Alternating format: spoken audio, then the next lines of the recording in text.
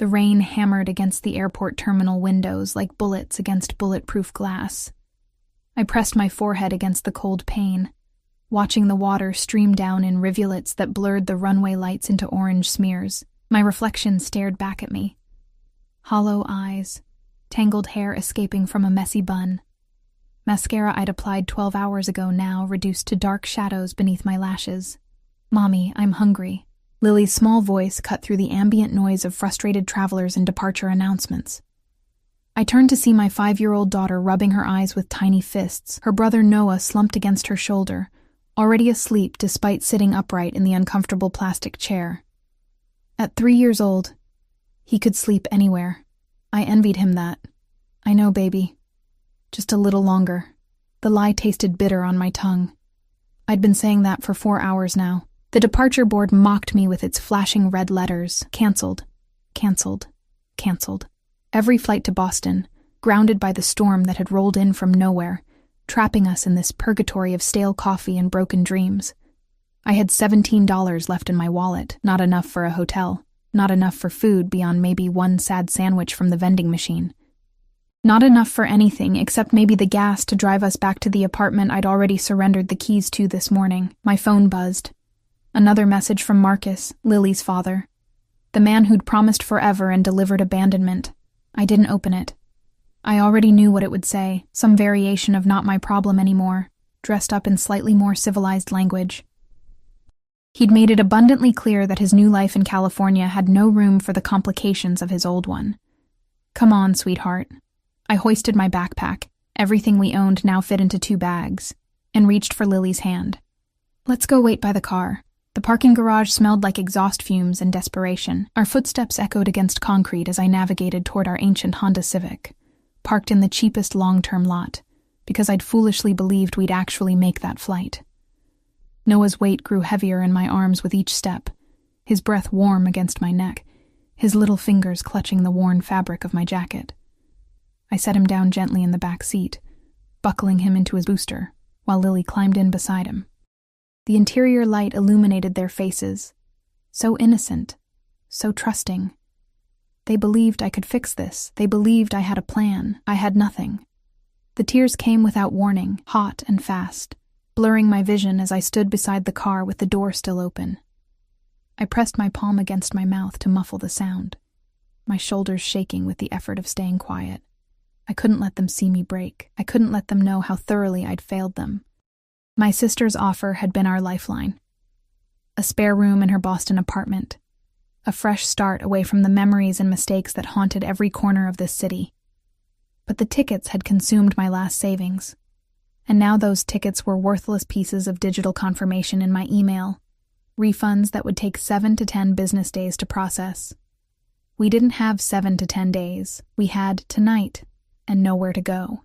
The sound of footsteps approaching barely registered through my breakdown. Expensive footsteps. Leather soles on concrete, measured and confident.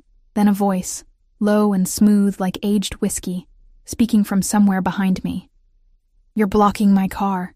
I spun around, swiping frantically at my tears, trying to compose myself. "I'm sorry. I'll move." The words died in my throat.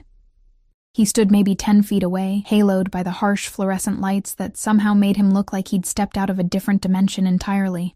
Tall, easily over 6 feet, with dark hair styled in that effortlessly perfect way that only came from expensive salons and good genetics. His suit probably cost more than my car, a charcoal gray that fit him like it had been sewn directly onto his body. The white shirt beneath it was crisp despite the late hour, unbuttoned just enough at the collar to reveal the column of his throat. But it was his eyes that trapped me. Dark, intense, and currently fixed on me with an expression I couldn't quite read, not irritation, despite his words. Something else. Something that made my skin prickle with awareness. Behind him stood 2 men, both large enough to block out significant portions of the parking garage. They wore suits, too, though theirs seemed more functional than fashionable. Security. The word whispered through my mind with certainty. The kind of security that only very specific types of people required. "I said you're blocking my car." He gestured to the sleek black Mercedes parked beside my Civic, so close I hadn't even noticed it. A vehicle that probably cost more than I'd earn in 5 years. Maybe 10. Right. Yes, I'm sorry. I moved toward the driver's side, my hands shaking as I reached for the door handle. My reflection in his car's pristine window showed me exactly how pathetic I looked. Red eyes, tear-stained cheeks, clothes that had been slept in on an airport bench. Wait. I froze, my fingers wrapped around the door handle, my heart suddenly hammering against my ribs. I didn't turn around, couldn't bring myself to face those penetrating eyes again. His footsteps approached, slow and deliberate. The scent of him reached me first. Expensive cologne layered over something darker, something that spoke of power and danger and things I couldn't name. Then he was beside me, close enough that I could feel the heat radiating from his body despite the cool garage air. Your flight was canceled. Not a question, a statement. I nodded, still not looking at him, focusing instead on the smudged window and my reflection's desperate eyes. Where were you going? Boston. My voice came out barely above a whisper. My sister. She has a place. Had a place for us. A long pause. I could feel his gaze on me, cataloging every detail, every sign of my unraveling life. One of his security guards shifted behind us, the leather of his shoulder holster creaking slightly with the movement. And now? He asked. Now I don't know. The admission escaped before I could stop it. 3 words that contained every failure, every wrong turn, every moment that had led me to breaking down in a parking garage in front of a stranger who looked like he'd never experienced an inconvenience in his entire privileged life. Mommy? Lily's voice drifted from the back seat, small and scared. Who's that man? I finally turned to face him, ready to apologize again and get us away from whatever this situation was becoming. But he wasn't looking at me anymore. His gaze had shifted to the car's interior, to Lily's wide eyes peering through the window, to Noah still sleeping peacefully beside her. Something changed in his expression. A softening around his eyes, a tightening of his jaw, his hands. Beautiful hands with long fingers, and a watch that probably cost more than my car, flexed at his sides. How old? He asked. 5 and 3. I pulled my jacket tighter around myself, suddenly cold despite the stuffy garage air. Look, we're leaving. I'm sorry we bothered you. You didn't bother me. He reached into his jacket pocket and I tensed, some primal instinct screaming danger. But he only pulled out a phone, sleek and modern, one of several I noticed bulging in various pockets. My flight was canceled too. Weather grounded everything. I didn't know what to say to that, didn't understand why he was still talking to me. He tapped something on his phone screen, held it to his ear. Vincent, the G6. Yes, now. A pause. 2 adults, 2 children. One of the children is asleep. Another pause, his eyes flicking back to me. No, everything stays as planned. Just add the passengers. My stomach dropped. What are you doing? He lowered the phone, sliding it back into his pocket, with the same casual grace he seemed to apply to every movement. Solving your problem. I can't accept. You can. He moved toward the Mercedes, one of his guards immediately stepping forward to open the door. And you will. My pilot has already filed the flight plan. We leave in 30 minutes. My mind reeled. Private jet. He was offering us a ride on his private jet. People like me didn't fly on private jets. People like me counted pennies and prayed that the gas tank would hold enough fumes to get us to the next town. I don't even know you. The words came out stronger than I felt. I'm not getting on a plane with a stranger. He paused, half in and half out of the Mercedes, the interior lights illuminating his profile like something from a classical painting.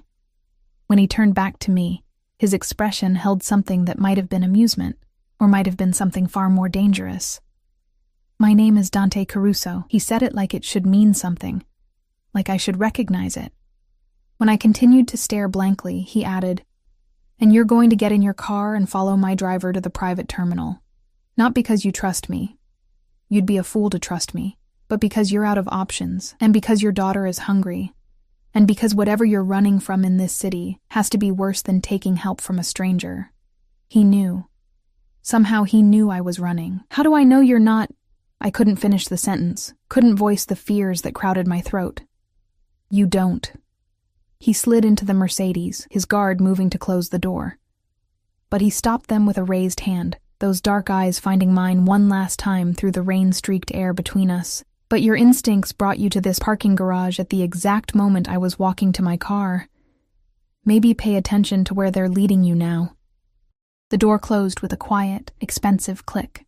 The Mercedes purred to life, its engine a whisper of power that my Civic could never hope to match. I stood frozen, my mind spinning through possibilities, through risks and rewards, and the weight of 2 children depending on me to make the right choice. Marcus used to say I was too trusting, that I believed in fairy tales. Then he'd proven himself right by walking away from our family with barely a backward glance. But Dante Caruso wasn't offering me a fairy tale. There was nothing soft or magical about the way he looked at me, nothing safe about the men who surrounded him like shadows. This was something else entirely. The second SUV that had been parked nearby rolled forward, stopping beside my car. The passenger window descended, revealing another suited man, older than Dante, with silver threading through his dark hair and scars that spoke of a violent past. "Ms." he said, his voice rough like gravel. "Mr. Caruso asks that you follow us to the private terminal. Your children will be more comfortable there while we wait for departure." Lily knocked on the window from inside. "Mommy? Are we going somewhere?" I looked at my daughter's hopeful face, at Noah still sleeping peacefully, at the $17 in my wallet that wouldn't even buy us breakfast. Then I looked at the SUV, at the promise of a solution I didn't deserve and definitely didn't understand. "What does Mr. Caruso want in return?" I asked. The man in the SUV smiled, but it didn't reach his eyes. He didn't specify, but men like Mr. Caruso always collect on their debts eventually. A warning. An honest one. I should have walked away. Should have driven to a shelter, begged for help from someone less dangerous. Found another solution that didn't involve mysterious men with private jets and security details that looked like they knew a dozen ways to kill someone with their bare hands. Instead, I heard myself saying, "Lead the way." The private terminal existed in a different universe than the commercial chaos we'd left behind. Soft lighting replaced harsh fluorescence, plush leather seating instead of plastic chairs bolted to the floor. The air even smelled different. Less recycled desperation, more subtle vanilla and new carpet. A woman in an immaculate burgundy uniform appeared the moment we walked through the doors, offering warm towels and beverages like we were guests at a 5-star hotel instead of refugees from a parking garage breakdown. Lily's eyes went wide, her small hand gripping mine tighter. "Mommy, is this heaven?" "No, baby, just somewhere different." I settled into one of the leather chairs, Noah stirring slightly in my arms before burrowing deeper against my chest. Through the floor-to-ceiling windows, I could see the sleek white jet waiting on the tarmac, its stairs already lowered in invitation or warning. I couldn't quite tell which. Dante stood near the windows, phone pressed to his ear, speaking in rapid Italian that flowed like dark honey. He'd removed his suit jacket, draping it over a nearby chair. And I found myself noticing the way his shirt pulled across his shoulders when he gestured, the way he commanded space without even trying. Every few seconds, his gaze would flick toward us, toward me, before returning to whatever conversation demanded his attention. One of his guards remained by the entrance. The other, the silver-haired man from the SUV who'd introduced himself as Marco, positioned himself near enough to be attentive, but far enough to maintain the illusion of privacy. "Miss, can I offer you something to eat?" The flight attendant materialized beside me, her smile professional and warm. "We have a selection of—" "Yes." I cut her off, embarrassed by my eagerness but too hungry and too tired to care about pride. "Please, anything." I gestured to Lily, who was trying very hard not to stare at the pastries arranged on a nearby console table. "She hasn't eaten since this morning." "Of course." The woman's smile never wavered, as if desperate single mothers appeared in this terminal regularly. "And for you?" "I'm fine." My stomach growled in protest, but I'd learned to ignore its complaints years ago. "She'll have the same."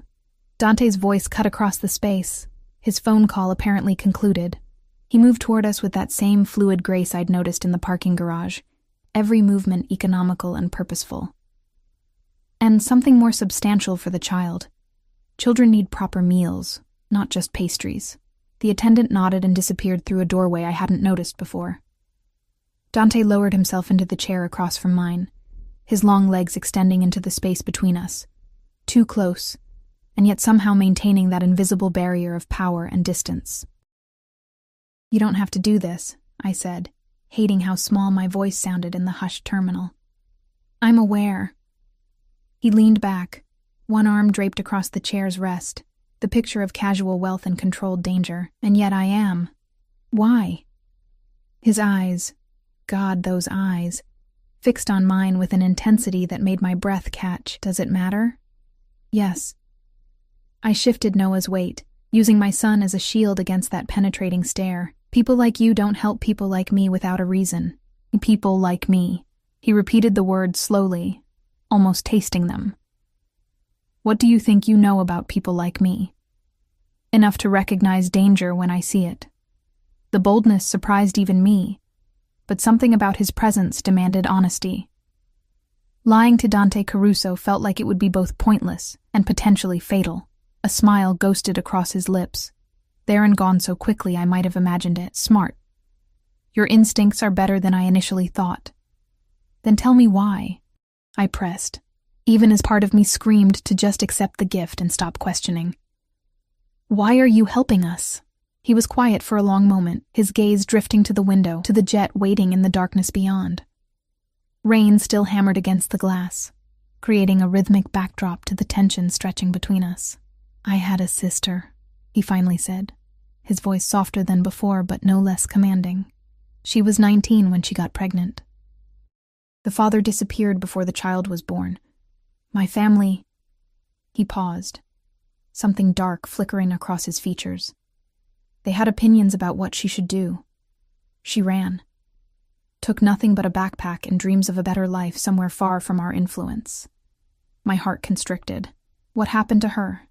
She died when her son was 2 years old. Exhaustion, malnutrition, an infection that proper medical care could have prevented. His fingers drummed once against the armrest, a single gesture of controlled violence. "I found them 3 days after she passed. The boy was trying to wake her up." "I'm sorry." The words felt inadequate, hollow against the weight of his story. "Don't be sorry." His eyes snapped back to mine, and there it was again. That intensity that felt like being caught in a spotlight. "Be grateful that I happened to be walking to my car at the exact moment you were breaking down next to it. Be grateful that your daughter has your eyes, and that your son is the same age my nephew was when I found him. Be grateful that something in this universe aligned to put you in my path." The flight attendant returned with a tray laden with food, sandwiches and fruit and pastries that made Lily gasp with delight. I watched my daughter eat with the single-minded focus of the truly hungry, and felt something crack open inside my chest. "Where is he now?" I asked quietly. "Your nephew?" "Safe. Protected. Educated." Dante's expression softened fractionally. "Loved, as he should have been from the beginning." The implication hung heavy in the air between us. He saved his nephew.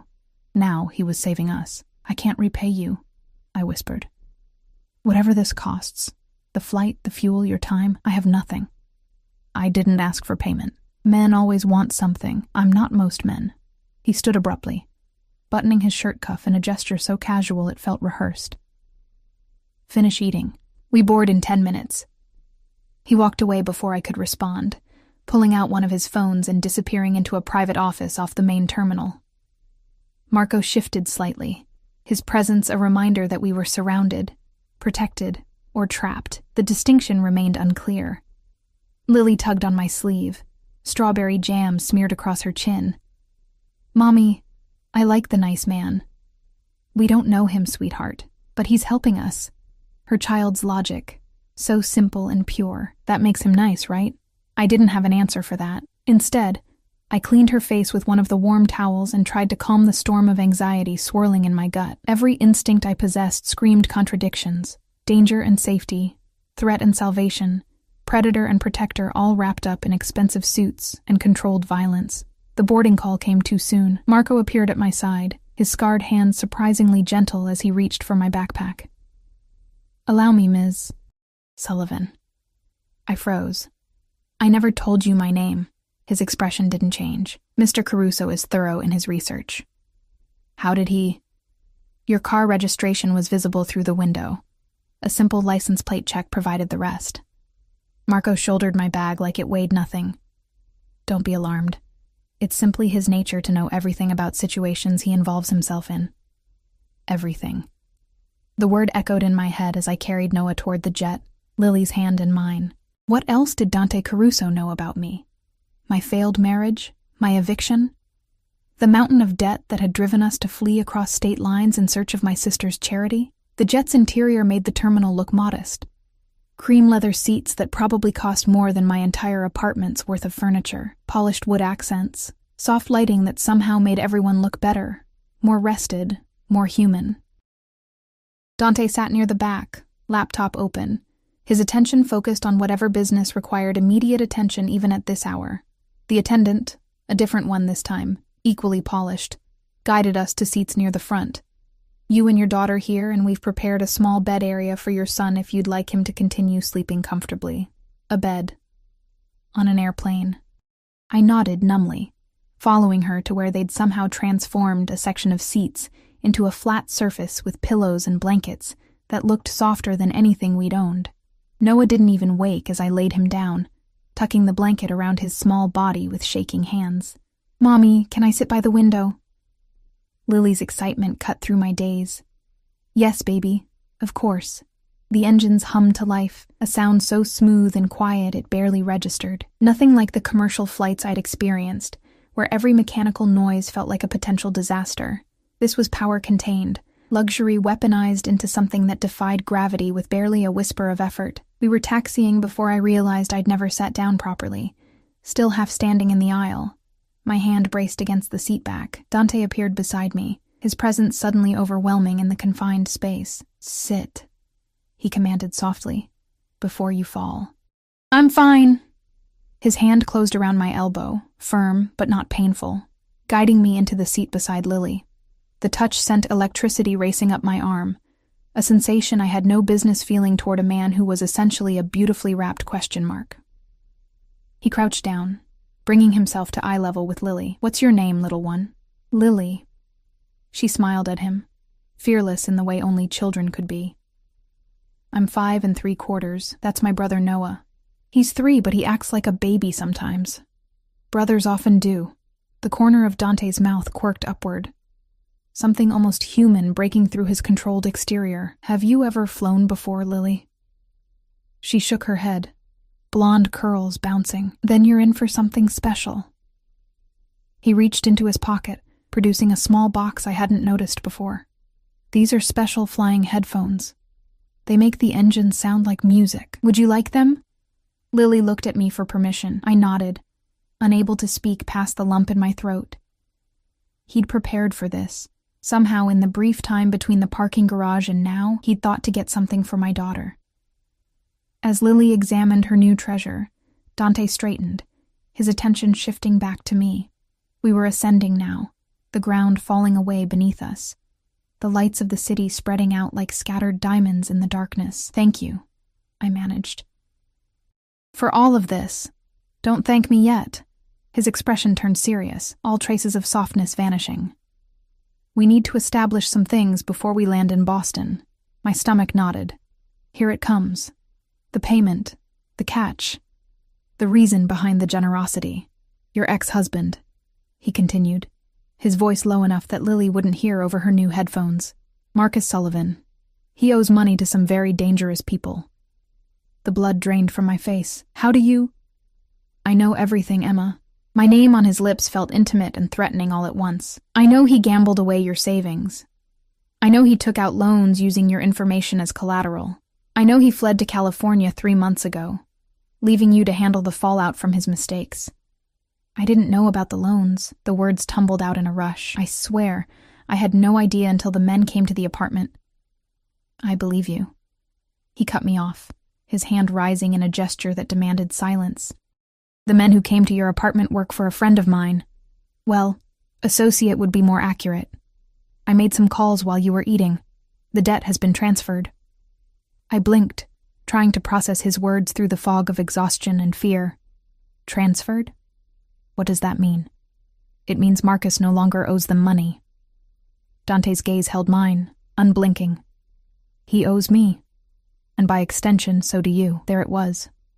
The trap I'd sensed from the beginning, sprung with the efficiency of a predator who'd been patient enough to let his prey believe in safety first. How much? My voice barely worked. $63,000. He said it like it was nothing, like people carried that kind of debt around like loose change. Plus interest accruing at 15% annually. The number crushed the air from my lungs. I'd never see that kind of money in my lifetime, let alone be able to repay it. I can't, I started. You can't pay it back. I'm aware. He straightened, his height suddenly oppressive in the cabin. But you can work it off. Work. The word carried implications that made my skin crawl. I'd heard stories, whispered warnings about women who owed money to dangerous men, about the kind of work they were forced to do to settle debts. I couldn't say it. Couldn't voice the fear clawing at my throat. Something dangerous flashed in Dante's eyes. I'm not that kind of man, Emma. Whatever you're thinking, stop. Then what kind of work? I demanded, surprising myself with the steel in my voice.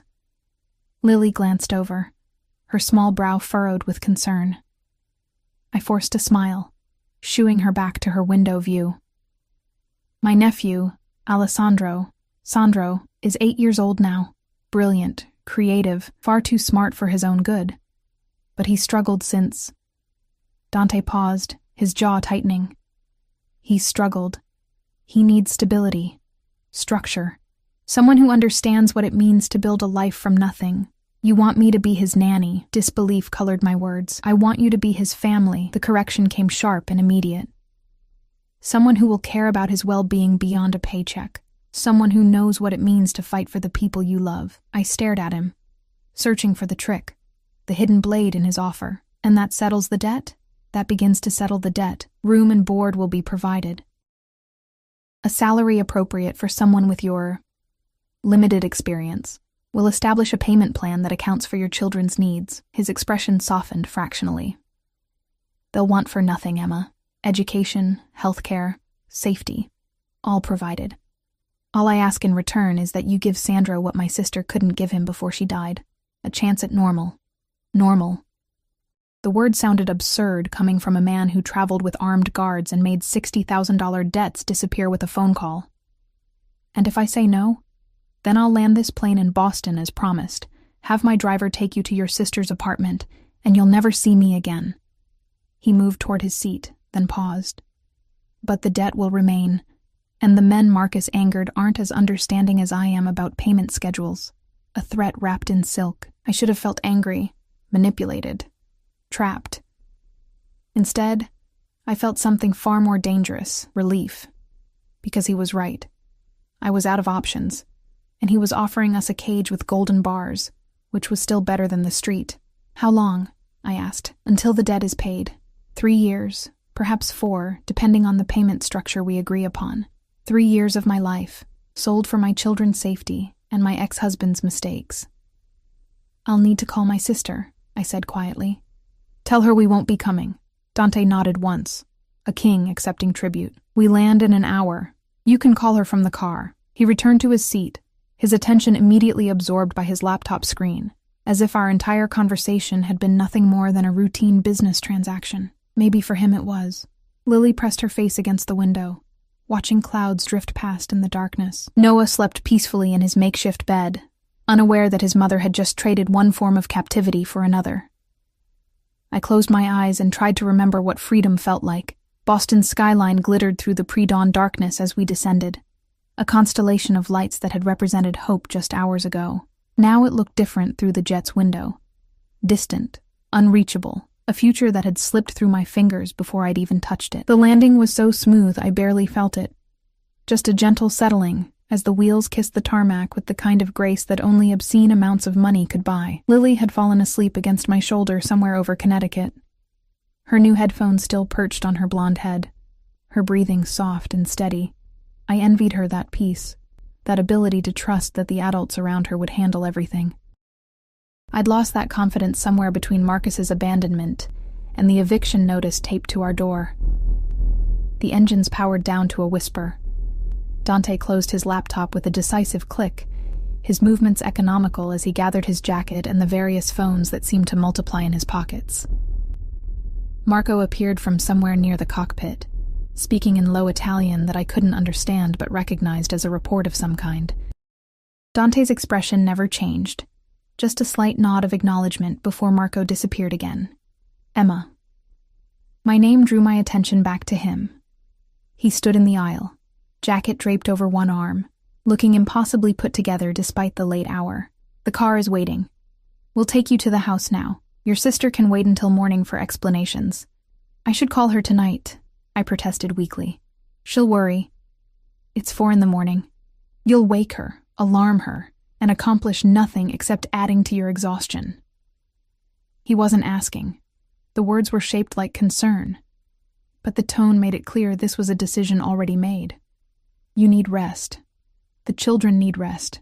Everything else can wait. I wanted to argue, to assert some illusion of control over my rapidly narrowing life. But he was right. I was so tired my bones ached. And the thought of explaining this impossible situation to my sister right now felt insurmountable. The car waiting on the tarmac made the Mercedes from the airport look modest. A black SUV with windows tinted so dark they seemed to swallow light, flanked by an identical vehicle that held more of Dante's ever-present security. Marco held the door open, his scarred face impassive as I carried Noah's sleeping form toward the vehicle. The interior smelled like leather and something else. Gun oil, maybe, though I couldn't be sure. Dante slid in beside me, his presence filling the spacious cabin despite all the room available. Lily climbed in on my other side, immediately curling into my lap alongside her brother, creating a barrier of children between me and the man who now owned my debt, my future, my choices. The drive through Boston's empty streets felt surreal. I watched the city slide past through tinted windows, historic brownstones giving way to increasingly expensive neighborhoods. The kind where people like me only existed as hired help. Trees lined perfectly manicured sidewalks. Gas lamps flickered in the pre-dawn darkness. Anachronistic touches that screamed old money and older power. Where exactly are we going? I asked, breaking the silence that had stretched since leaving the airport. Beacon Hill. Dante's attention remained fixed on his phone screen, his thumbs moving with practiced efficiency across the keyboard. The house has been in my family for 3 generations. You'll find it comfortable. Comfortable. The understatement of the century, I'd learn. The SUV turned onto a street that looked like it belonged in a period film. Cobblestones, wrought iron fences, brick facades that whispered of Revolution-era secrets.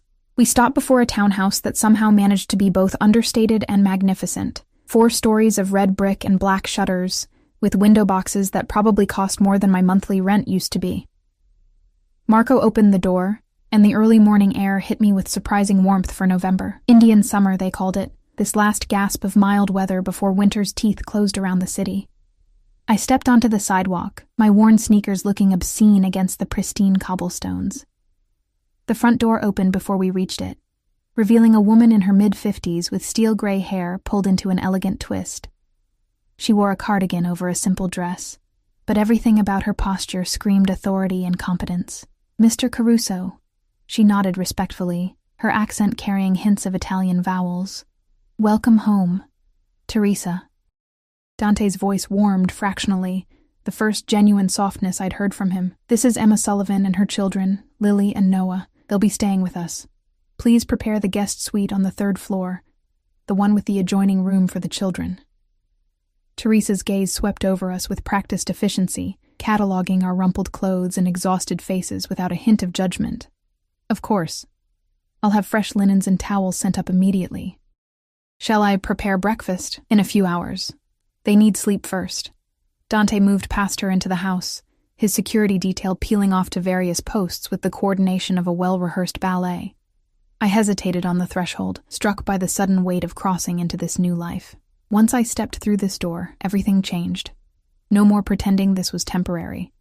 No more illusions about having options. Mommy? Lily stirred against my shoulder. Are we home? The question broke something inside me. No, baby. But we're safe. That's what matters. I stepped inside. The interior stole what little breath I had left. Hardwood floors that gleamed like dark honey. A staircase that curved upward with the kind of craftsmanship that didn't exist anymore. Walls lined with art that I suspected wasn't prints. Everything spoke of wealth so old and established, it didn't need to announce itself. Teresa guided us up the stairs, past the second floor where I caught glimpses of what looked like formal rooms, a library, a dining room with a table that could seat 20. The third floor was quieter, more intimate, with hallway runners that muffled our footsteps and sconces that cast warm pools of light. Here. She opened double doors to reveal a suite that was larger than my entire apartment had been. A king-sized bed dominated the space, dressed in linens that looked like they'd been spun from clouds. Windows overlooked a private garden behind the house, though darkness obscured the details. An adjoining door stood open, revealing a smaller room with 2 twin beds already made up, stuffed animals positioned on the pillows like they'd been waiting for new children to love them. The bathroom is through there. Teresa pointed to another door. Fresh towels are in the cabinet. If you need anything at all, press 9 on the house phone. Someone will answer immediately. Thank you, I managed, my voice hoarse. She smiled, the expression transforming her severe features into something almost motherly. You're welcome, dear. Try to rest. Things always look better after sleep. She left, closing the door behind her with a soft click that somehow felt final. I stood in the center of the room, Noah heavy in my arms, Lily clinging to my leg, and tried to process the fact that this was real. This impossible, terrifying, beautiful cage was now our home. Come on, sweetheart. I carried Noah into the children's room, laying him on one of the beds. He didn't stir, lost in whatever dreams 3-year-olds had. Lily climbed onto the other bed, her eyes already drooping despite her earlier nap on the plane. Mommy, will we stay here long? She asked as I tucked her in. I don't know, baby. The honest answer. The only one I could give. But we're together. That's what counts. I like the nice man. Her eyes closed, words slurring with encroaching sleep. He has sad eyes. Like you. I kissed her forehead, breathing in the strawberry scent of her shampoo. One of the few luxuries I'd maintained despite everything. Sleep now. We'll figure everything out tomorrow. Back in my own room, I stood at the window and watched dawn break over the garden below. Carefully manicured paths wound between flower beds that were probably spectacular in summer. A fountain sat silent in the center, its stone cherubs frozen mid-laugh. Everything perfect. Everything controlled. A soft knock interrupted my thoughts. I turned, expecting Teresa, but found Dante instead. He'd changed into dark slacks and a simple black shirt, the casual clothes somehow making him look more dangerous than the suit had. His hair was slightly damp, suggesting a recent shower, and the scent of his soap, something cedar and masculine, preceded him into the room. You should be sleeping, he said, but made no move to leave. So should you. I don't sleep much. He moved to the window, standing close enough that I could feel the heat radiating from his body. Insomnia is an occupational hazard. What exactly is your occupation? The question came out before I could stop it. Besides apparently rescuing desperate women in parking garages and collecting their debts. His lips quirked, almost a smile. I'm in import-export, international trade. Very boring, very lucrative. Boring businesses don't usually require armed security. Smart businesses always require security. The world is full of people who want what doesn't belong to them. He turned to face me, and in the growing light I could see details I'd missed before, a scar along his jawline, faint but present. Shadows under his eyes that suggested Teresa wasn't the only insomniac in the house. Speaking of which, we need to establish some ground rules. My stomach clenched. Rules. The house is safe, but only if you stay within its boundaries. His voice dropped, taking on an edge that made the hair on my neck rise. You don't leave without security. You don't speak to anyone about my business. You don't answer questions about what happens in this house or who comes and goes. Understood? Am I a prisoner? You're protected. The correction came sharp. There's a difference. Is there? I challenged, surprising myself with the boldness, because from where I'm standing, it looks the same. Something flickered in his eyes, respect, maybe, or recognition. A prisoner has no choices, Emma. You chose to get on that plane. You chose to come here. You can choose to leave any time you want. He stepped closer, close enough that I had to tilt my head back to maintain eye contact. But if you leave, you're on your own. The debt remains. The danger remains. And I won't be there to keep the wolves away from your door. Why do you care? The question burst out, raw and desperate. You don't know me. You don't owe me anything. Why go through all this trouble for a stranger? For a long moment, he just looked at me, his dark eyes searching my face for something I couldn't name. Then his hand rose, slowly, giving me time to pull away. His fingers brushed my cheek, the touch feather-light but burning like a brand. Because when I saw you in that parking garage, crying over your children with nowhere to go, I saw my sister. His thumb traced the curve of my cheekbone, and I couldn't move, couldn't breathe, couldn't do anything but feel. And I remembered that I was too late to save her. But I'm not too late for you. The words should have been comforting. Instead, they terrified me. Because they carried the weight of obsession, of a man who'd decided I was his second chance at redemption, whether I wanted that responsibility or not. Dante, I started, but didn't know how to finish. Sleep, Emma. He dropped his hand, stepping back and leaving me cold where his warmth had been. Tomorrow you'll meet Sandro. Tomorrow your real work begins. Tonight, just rest. He was at the door before I found my voice again. What if I can't do this? The confession escaped in a whisper. What if I'm not what he needs? Dante paused, his hand on the doorframe, his profile sharp in the dawn light. You're a mother who would do anything for her children. That's exactly what Sandro needs. He looked back at me one last time, and the intensity in his gaze made my knees weak. And for some reason I don't fully understand yet, it's what I need too. The door closed behind him, leaving me alone with the sunrise, and the creeping realization that I'd just entered into something far more complicated than a simple work arrangement. Dante Caruso didn't just want a nanny for his nephew. He wanted something from me that I wasn't sure I knew how to give. I crawled into the impossibly soft bed, still fully clothed, too exhausted to even remove my shoes. The last thought before sleep claimed me was that somewhere in this beautiful house slept a boy who'd lost his mother, cared for by an uncle who collected broken things and tried to mend them with money and control. And now I was one of those broken things, carefully placed on a shelf in a golden cage, owned by a man whose kindness felt like a noose slowly tightening around my throat. I woke to sunlight streaming through windows I didn't recognize, panic spiking through my chest before memory crashed back. The townhouse. Dante. The debt that now defined my existence. I bolted upright, my heart hammering as I registered the silence. Too quiet. Where were the children? I launched myself out of bed, stumbling toward the adjoining room with my pulse roaring in my ears. Empty. Both beds neatly made, the stuffed animals arranged with care that my children had never demonstrated in their entire lives. Fear clawed at my throat as I yanked open the door to the hallway. Lily? Noah? My voice came out strangled, too loud in the hushed elegance of the house. They're downstairs, Ms. Sullivan. Teresa appeared at the top of the staircase, her expression calm and reassuring, having breakfast with Sandro in the kitchen. They've been up for an hour, happy as clams. The relief made my knees weak. You should have woken me. Mr. Caruso's orders were to let you sleep. She gestured for me to follow her. Come, you should eat something. And perhaps change first? There are clothes in the closet. I took the liberty of estimating your size. I glanced down at my wrinkled jeans and yesterday's shirt, suddenly aware of how I must look. You didn't have to. It's my job, dear. Teresa's smile was kind, but firm. And Mr. Caruso is very particular about presentation. Not for vanity's sake, but for safety.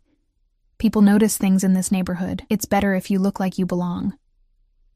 The closet revealed an array of clothes that probably cost more than everything I'd owned combined. Simple but expensive. Designer jeans that actually fit. Soft sweaters in muted colors, practical shoes that would support my feet instead of destroying them. I chose quickly, feeling strange in fabric that didn't come from discount stores, then followed Teresa downstairs. The kitchen existed in stark contrast to the formal elegance of the rest of the house. Here, warmth radiated from every corner, copper pots hanging over a massive island, windows overlooking the garden, and the scent of fresh coffee and something baking that made my stomach clench with hunger. At the table sat my children alongside a dark-haired boy who could only be Alessandro.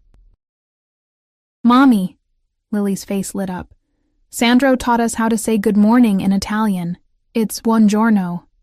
"Buongiorno," I repeated, my gaze moving to the boy. He was beautiful in that delicate way some children were before adolescence, all sharp angles and serious dark eyes that held too much knowledge for 8 years old. He watched me with an intensity that reminded me uncomfortably of his uncle. "You're Emma." He said it like a statement, not a question, his English perfect, but accented. "Uncle Dante said you're going to help take care of me." "That's right." I moved to the table, accepting the coffee Teresa pressed into my hands like a lifeline. "If that's okay with you." Alessandro shrugged, the gesture painfully adult. "I've had 7 nannies since Mama died. They all leave eventually. Uncle Dante gets angry and fires them, or they get scared and quit." The casual delivery of that information sent ice through my veins. 7 nannies. I didn't ask what Dante had gotten angry about. Didn't want to know what had scared the others away. "Well, I'm not going anywhere," I said, surprised by the conviction in my voice. "My children and I are staying here, which means we're all going to figure out how to live together." Something flickered in Alessandro's eyes.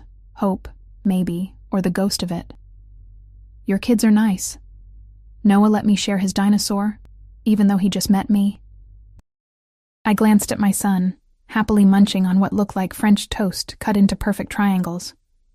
"Noah's good at sharing, sometimes too good. Uncle Dante says sharing is weakness unless you're sharing with family." Alessandro spoke with the certainty of a child repeating learned doctrine. "But he also says family isn't always blood. Sometimes it's the people who choose to stay." The words hit harder than they should have. I wondered what Dante had told the boy about us, about why we were here.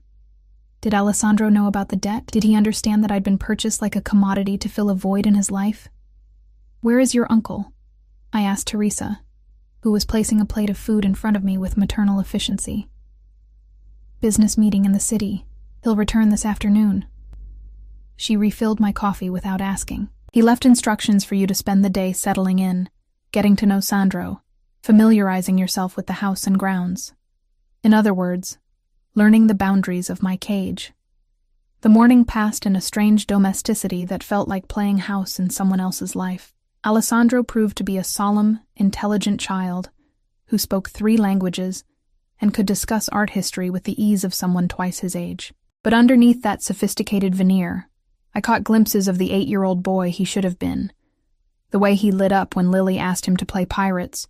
The careful way he showed Noah his collection of model cars, as if afraid they might break or be taken away. "My mama used to play pirates with me," he said quietly, as we watched Lily direct an elaborate game involving pillows and imagination. "Before she got sick, she'd be the captured princess, and I'd rescue her. I'm sorry you lost her." I sat beside him on the floor, our backs against an expensive sofa I was terrified the children would destroy. "That must have been really hard. Uncle Dante says men don't cry about hard things. They just get stronger." But his eyes were bright with unshed tears. "Do you think that's true? I think sometimes the strongest thing you can do is let yourself feel sad." I reached over, hesitating before placing my hand over his smaller one. "And I think your mama would want you to remember her with love, not just strength." Alessandro's fingers curled around mine, holding on like I was an anchor in turbulent water.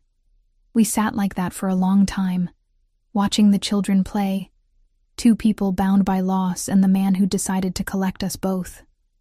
Lunch came and went. Teresa showed me the security system.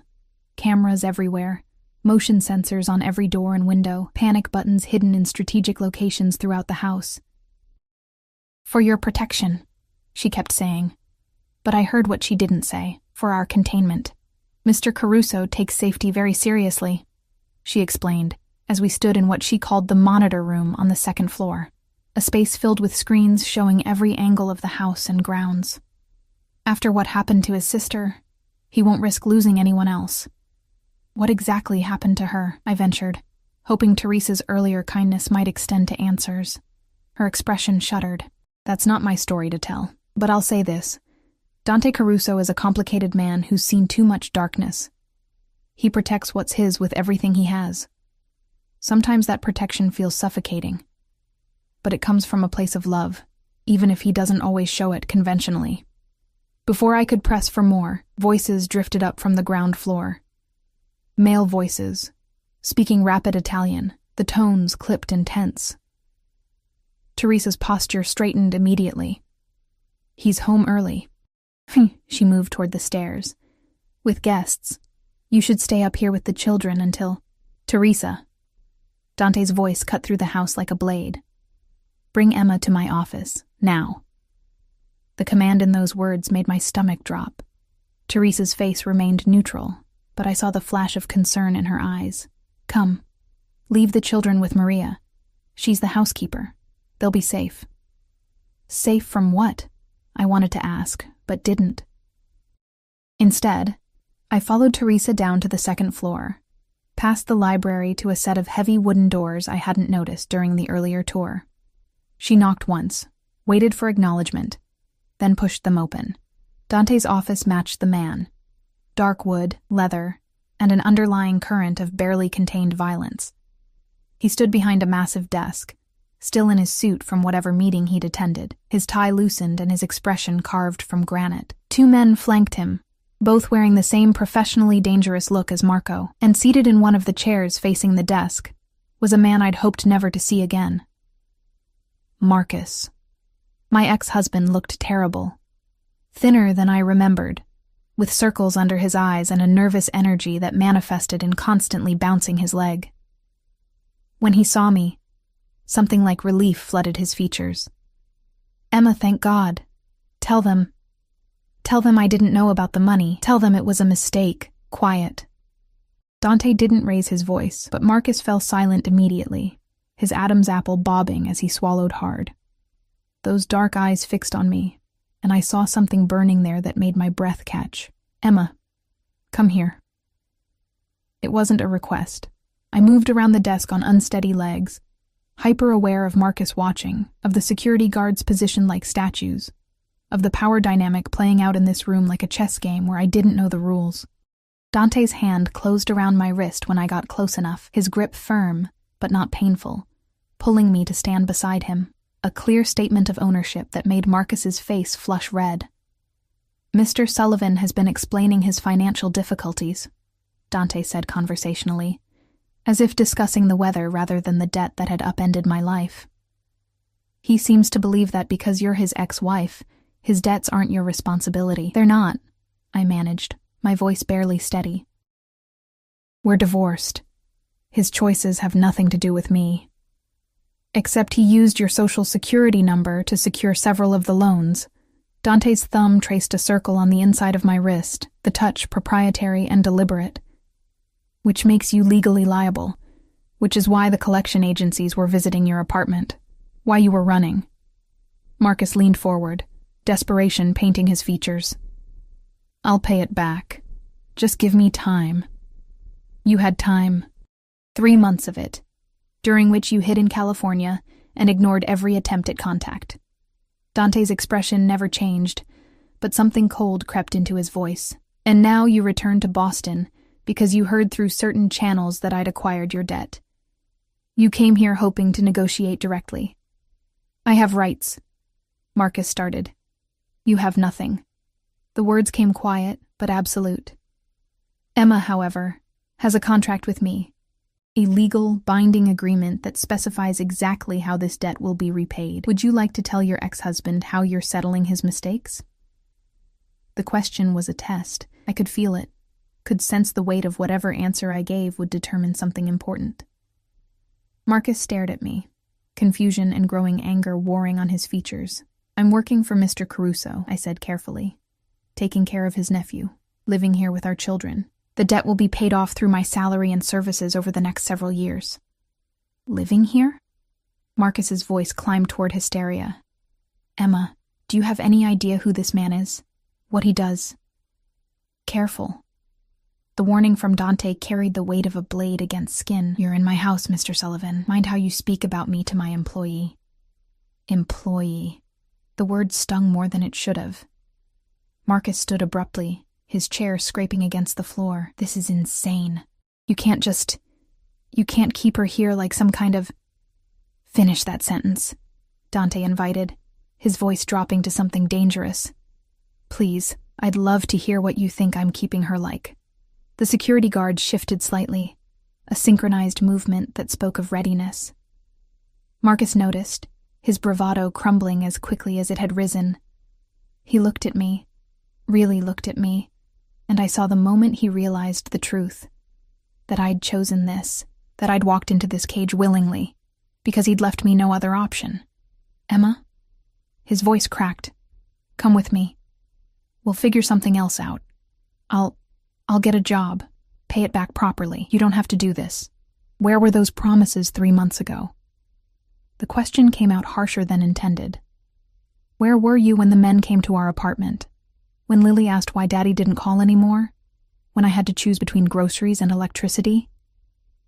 I was scared. So was I. I pulled away from Dante's grip, needing space, needing to breathe. But I didn't run. I didn't abandon our children. I didn't steal from people who could destroy us, and then disappear. You did that, Marcus. You made these choices. Now I'm dealing with the consequences the only way I know how, by selling yourself to a mobster? He spat the words like accusations. The room went very still. I felt rather than saw Dante's fury, saw the way his men tensed, ready for an order that would probably result in Marcus leaving this office in a body bag. He's not... I started, but Dante's voice cut across mine. Get him out. The command came cold and final. And make sure Mr. Sullivan understands that his continued health depends on his silence about this family's business. If I hear even a whisper that he's been talking about Emma, about the children, about anything that happens in this house, there won't be enough left of him to identify. The guards moved with efficient brutality, hauling Marcus toward the door despite his protests. He twisted back to look at me one last time, his face a mask of betrayal and fear. Emma, please. The door closed on his plea, leaving me alone with Dante in a silence so thick I could barely breathe through it. I turned to face him, my hands shaking with adrenaline and anger and something else I couldn't name. You didn't have to threaten him like that, I said. Yes, I did. Dante moved around the desk with predatory grace, closing the distance between us until I had to tilt my head back to meet his eyes. He needed to understand that you're under my protection now, that touching you, speaking about you, even thinking about you, requires my permission. I'm not your property. Aren't you? His hand rose to cup my jaw, the touch possessive and surprisingly gentle. You live in my house, wear clothes I provided, eat food I pay for, care for my nephew under a contract that binds you to me for years. If that's not ownership, Emma, what would you call it? A job. But the word came out weak, unconvincing even to my own ears. Liar. His thumb brushed across my lower lip, and I hated how my body responded, how heat pooled low in my stomach despite everything. You know what this is. You've known since the parking garage. I saw it in your eyes when you looked at me. Recognition. Understanding. You knew I was dangerous, and you got on that plane anyway. I didn't have a choice. You always have a choice. He leaned closer, his breath warm against my skin, his scent overwhelming my senses. You chose to trust me with your children's lives. You chose to stand beside me just now instead of running to your ex-husband. You choose to stay in this house every moment you don't walk out that door. So don't lie to me about choices, Emma. Own the ones you've made. The truth in his words cut deeper than any threat could have, because he was right. Some part of me had recognized him in that parking garage, had seen the darkness in him, and hadn't flinched, had understood instinctively that this man would burn the world down before letting harm touch what he'd claimed as his, and I'd let him claim me. What do you want from me? The whisper escaped before I could stop it. Really want? Dante's eyes searched mine, something raw and unguarded flickering in their depths before his control reasserted itself. I want you to take care of Sandro, to give him the childhood my sister couldn't provide, to be present and patient in everything he needs. His hand slid from my jaw to curl around the back of my neck, holding me captive without force. And I want you to stop looking at me like I'm a monster when we both know you're not afraid of me at all. Maybe I should be, I breathed. Maybe. His lips curved in something that wasn't quite a smile, but you're not.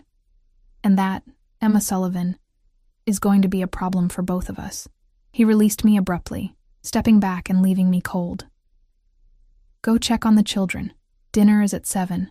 We eat together as a family. Don't be late. I fled his office on shaking legs, my heart racing and my mind reeling. Behind me, I heard him speaking in Italian to his men, his voice once again cold and controlled, as if the moment between us had never happened. But it had. And as I climbed the stairs toward the sounds of my children's laughter, I knew with sick certainty that everything had just become infinitely more complicated. 3 weeks passed in a strange rhythm of domesticity and danger, each day bleeding into the next, until I could barely remember the woman I'd been in that airport parking garage. The children adapted with the resilience only kids possessed. Lily flourished in the private school Dante enrolled her in, coming home each day with stories about art class and new friends whose parents probably owned half of Boston. Noah clung to me less, his shyness melting under Alessandro's patient attention and Teresa's endless supply of cookies. And Sandro. Alessandro became the center of my days, this solemn child who carried grief like a winter coat he couldn't take off. We fell into routines, morning lessons at the kitchen table, afternoons in the garden when weather permitted, evenings reading together in the library while Dante worked behind closed doors. Slowly, carefully, I watched the boy beneath the sophisticated mask emerge. He laughed at Lily's terrible jokes. He taught Noah to count in Italian. He asked me questions about my life before, seeming genuinely interested in stories about scraped knees and grocery store struggles. But it was Dante who haunted my thoughts in the dark hours when sleep wouldn't come. He was everywhere and nowhere, a constant presence that manifested in subtle ways. Fresh flowers appearing in my room each morning. Coffee made exactly how I liked it before I came downstairs. The way Alessandro's eyes would light up when his uncle returned from whatever business kept him away for long stretches. The sound of his voice drifting through walls late at night, speaking in Italian that sounded like prayers or curses. I could never quite tell which. We had dinner together every night he was home, sitting at that massive table like a family playing at normalcy. He'd ask about my day, about Sandro's progress, about whether I needed anything. His attention felt like standing too close to a fire, warming and dangerous all at once. Sometimes I'd catch him watching me with an intensity that made my skin flush, his dark eyes tracking every movement, every expression, like he was memorizing me. The guards rotated but never disappeared. Marco became a familiar presence, his scarred face softening whenever the children were around. The security cameras watched everything. The panic buttons remained within reach. The house was a fortress, and I was both protected and imprisoned within its walls. I should have hated it, should have felt suffocated by the control, the constant surveillance, the way Dante orchestrated every aspect of our lives with invisible strings. But instead, I felt something far more dangerous, safe. For the first time since Marcus left, I slept through the night without worrying about bills or evictions, or men who came collecting debts in the darkness. And that safety came with a price I was only beginning to understand. It was a Tuesday evening when everything shifted. Dante had been gone for 4 days. Some business in New York that he'd explained with careful vagueness, and the house felt different without him. Like a stage missing its lead actor. The children and I were in the library, Noah asleep in my lap while Lily and Alessandro built an elaborate fort from couch cushions, when I heard the front door open, male voices, speaking in rapid Italian, then footsteps on the stairs, quick and urgent. Teresa appeared in the doorway, her usual calm cracked by something like worry. "Emma, take the children upstairs. Now." The command in her voice activated every protective instinct I possessed. "What's wrong? Please, just go." She was already moving toward us, her hands reaching for Noah. "Lock yourselves in your room. Don't come out until someone you trust tells you it's safe.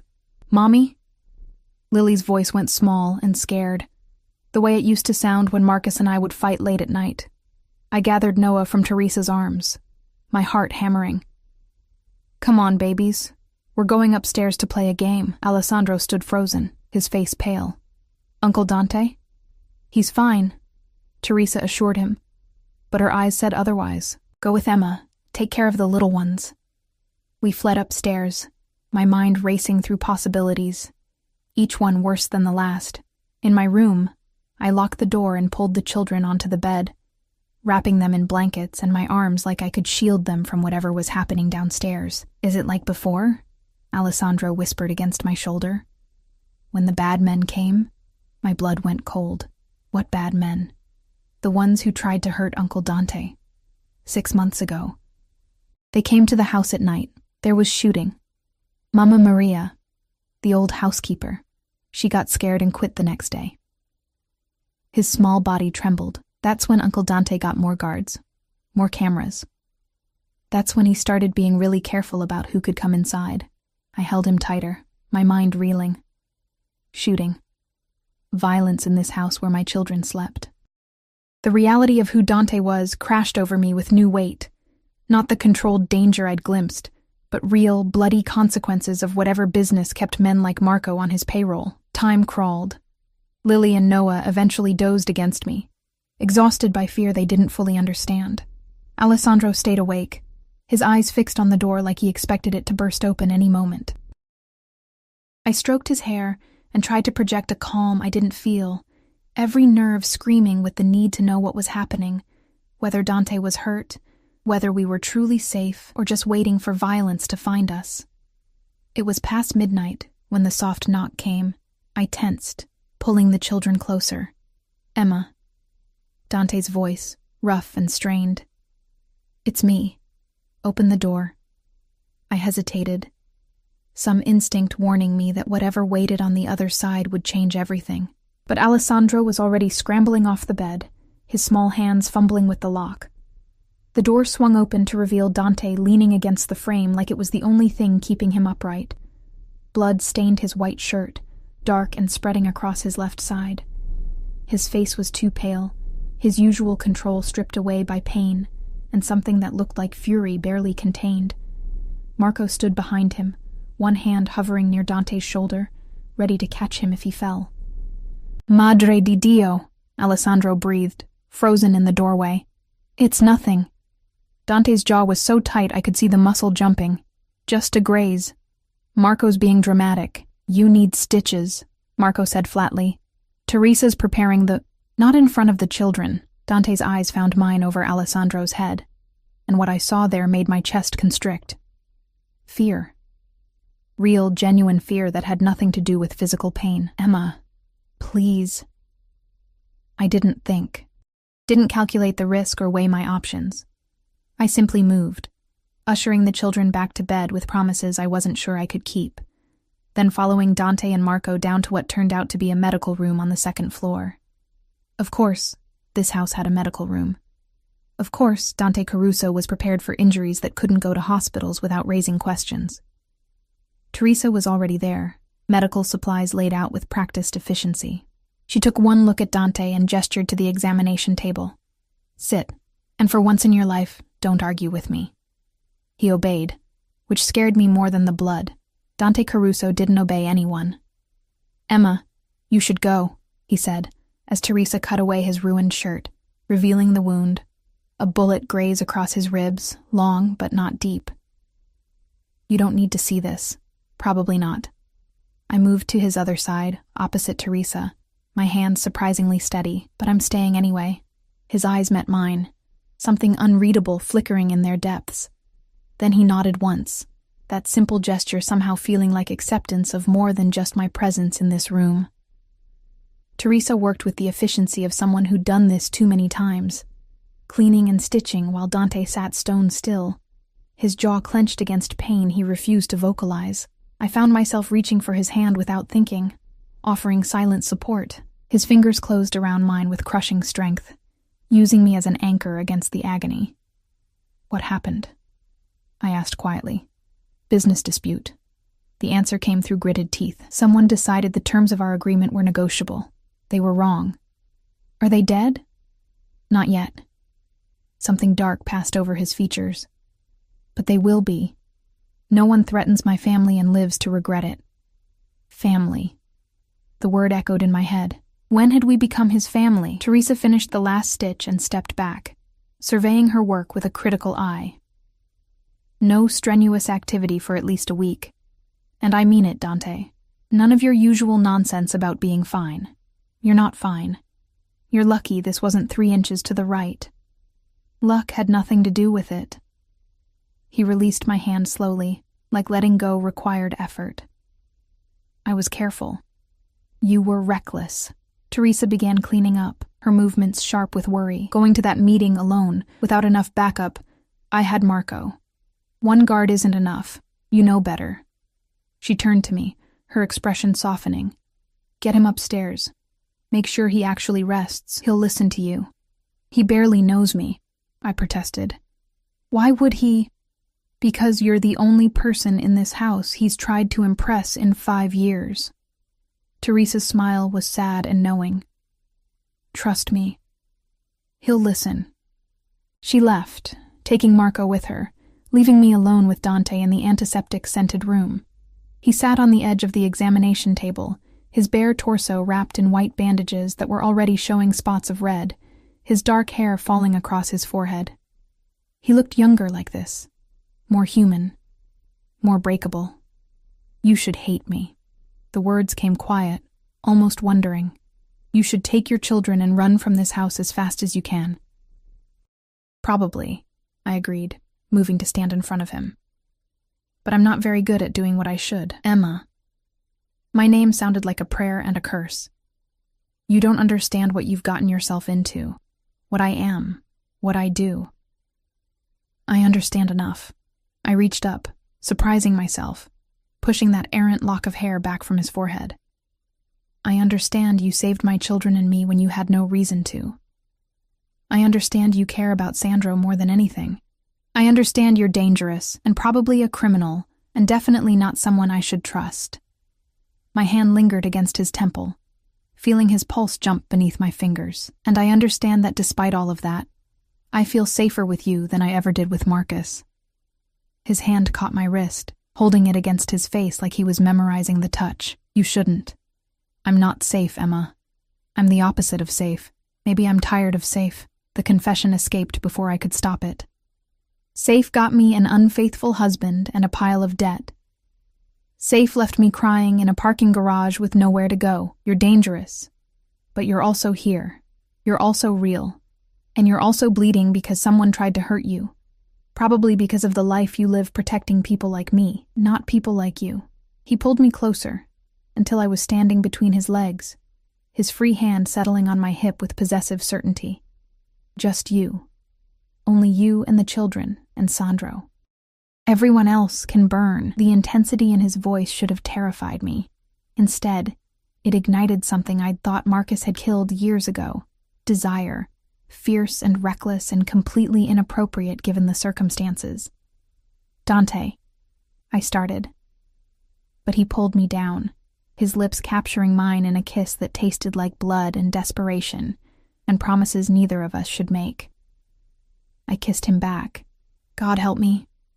I kissed him back like I was drowning, and he was air, my hands fisting in his hair, my body pressing against his despite the wound, despite the wrongness of wanting a man who'd bought my debt and installed me in his house like a possession. His arm wrapped around my waist, holding me to him with a strength that belied his injury, his mouth moving against mine with bruising intensity. When we finally broke apart, both breathing hard, he rested his forehead against mine. "This is a mistake," he whispered. "Probably the biggest one I've ever made. I couldn't seem to make myself move away. And I've made some pretty spectacular mistakes. I can't promise you safety. I can't promise you a normal life. I can barely promise I'll survive the enemies I've made." His hand cupped my face, thumb brushing across my kiss-swollen lips. "But I can promise that as long as I'm breathing, Nothing will touch you or those children. You're mine now, Emma. And I protect what's mine with everything I am. Even if protecting me means destroying yourself, especially then." He kissed me again, softer this time, almost reverent. "I told you in the parking garage.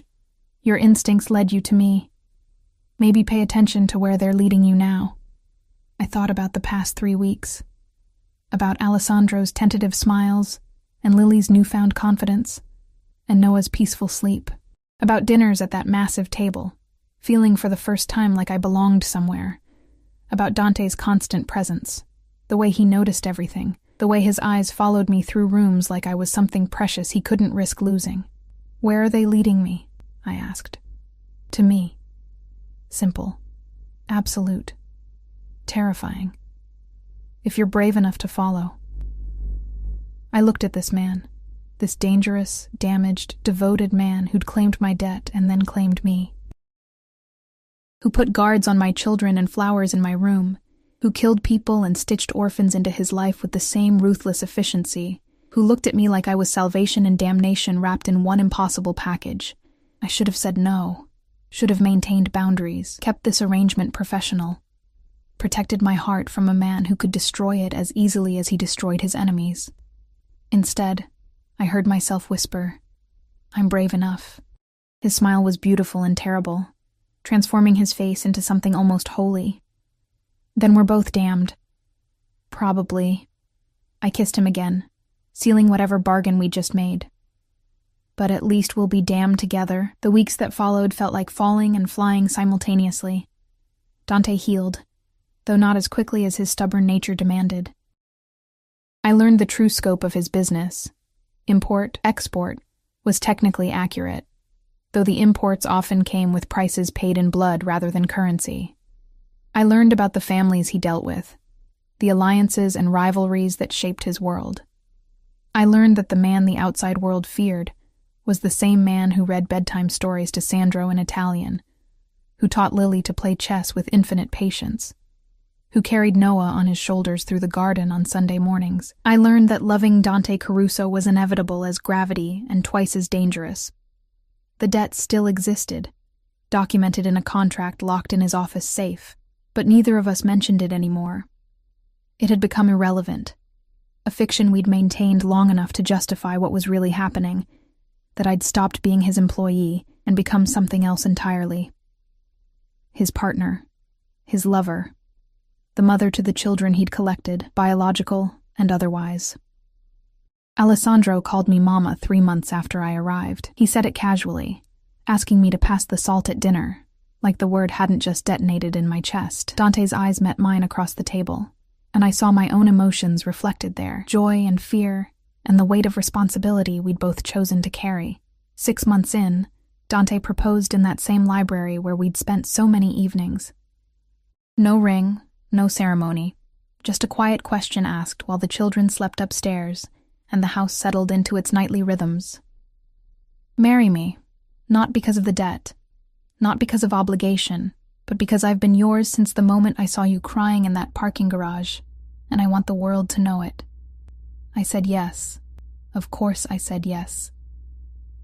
We married quietly in the garden, with Teresa and Marco as witnesses, and the children throwing rose petals with enthusiastic abandon. The priest who performed the ceremony didn't ask questions about Dante's business, just blessed our union, and looked the other way from the obvious danger radiating from every corner of the property. That night, after the children were asleep and the guards had taken their posts, Dante pulled me into his office. He unlocked the safe and removed that contract, the one that had bound me to him through debt and desperation. Without a word, he fed it into the fireplace, watching the pages curl and blacken. "You're free," he said simply. "You've always been free. The debt was an excuse to keep you here until you chose to stay on your own." I watched the contract burn, understanding finally what I'd really signed that day on the plane. Not an employment agreement, a dowry, a bride price paid by my own hand, binding myself to this man through choices disguised as obligations. I would have stayed anyway, I told him, moving into his arms.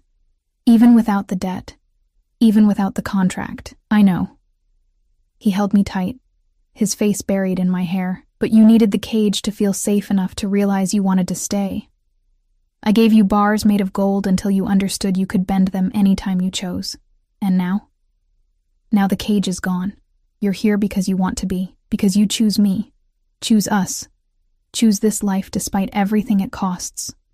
His lips found mine in the firelight. And I choose you right back, every single day, for the rest of our lives.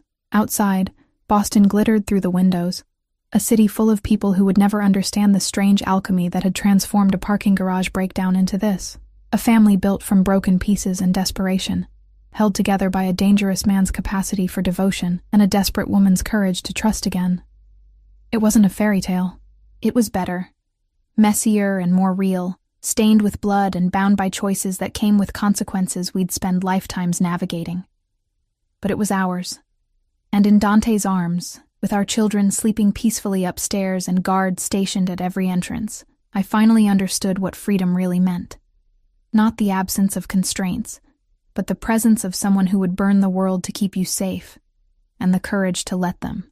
The debt was paid in full, not with money or time or service, but with something far more valuable: trust given freely, love chosen deliberately, and a future built on the ruins of everything we'd both lost. We were home,